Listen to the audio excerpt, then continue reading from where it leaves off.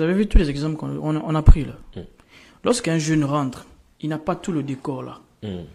En prison, il y a des blocs, vous voyez? Oui. Il y a des blocs tout autour et il y a des toitures. Et au milieu, il y a la cour. Et au coin ici, on appelle ça mangostar. Ici, ceux qui s'asseyent, on les appelle les grabataires.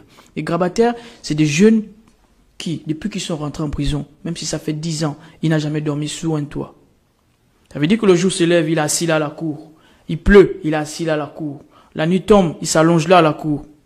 Il prépare là et tout le monde prépare autour de lui. Quand vous voyez sa peau, c'est comme du cuir.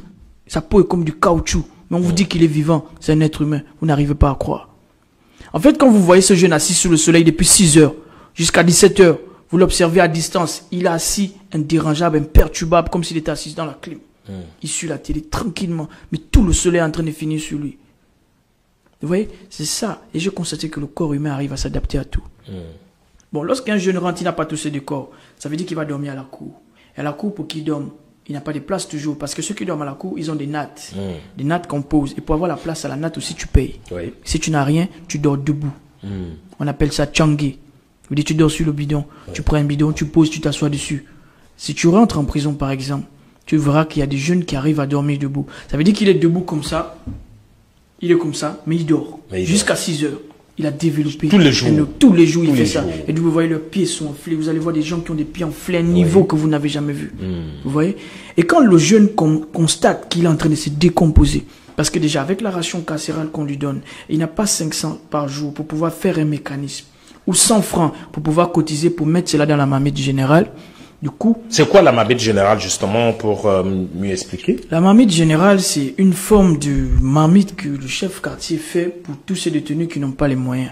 Par exemple, au premier quartier, un quartier qui a 600 et quelques détenus, ils ont une marmite générale.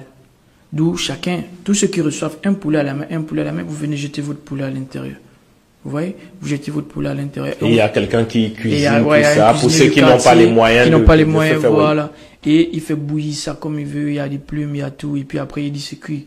Il fait un riz bouilli à côté, il vous dit c'est cuit, venez manger. Au début, tu vas bouger, tu vas dire tu manges pas ça. Au fur et à mesure, tu vas voir que ton corps se décompose, tu es en train de mourir à petit feu. Et là, il y a un vieux prisonnier qui est à l'intérieur, qui a déjà fait 25 ans, était en détention, ça fait 25 ans qu'il n'a pas touché une femme. Il est déjà habitué à coucher les petits-enfants. Il a le VIH. Vous voyez? Il va dire à ce jeune que, tiens le cassoulet, mange. Prends les beignets, mange. Ça fait 1 an, le petit n'a pas mangé ça. Il mange le riz bouilli. Il va manger le cassoulet. Il va boire de l'eau il va reprendre un peu la forme. Il va lui donner la cigarette pour vendre. Il va lui donner le tabac pour vendre. Le jeune va recommencer à vivre un peu. Il va lui donner un téléphone. Regarde les filles à l'intérieur. Il va voir. Après, il coupe tout. Le petit devient fou. Grand, c'est comment? Si tu veux que je te donne encore ça, je te paie.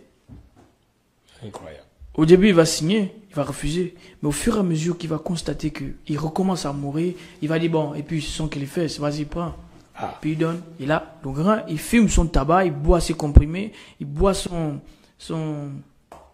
conconvi. C'est là-bas, ils ont le conconvi. Le conconvi, c'est la liqueur des Béninois, là. Il boit son conconvi, il est drogué à mort. Quand il monte sur le petit, il le sodomise comme un cheval. Il fait ça tous les jours et il lui transmet le VIH. Le petit accepte ça pourquoi? Parce qu'il veut survivre.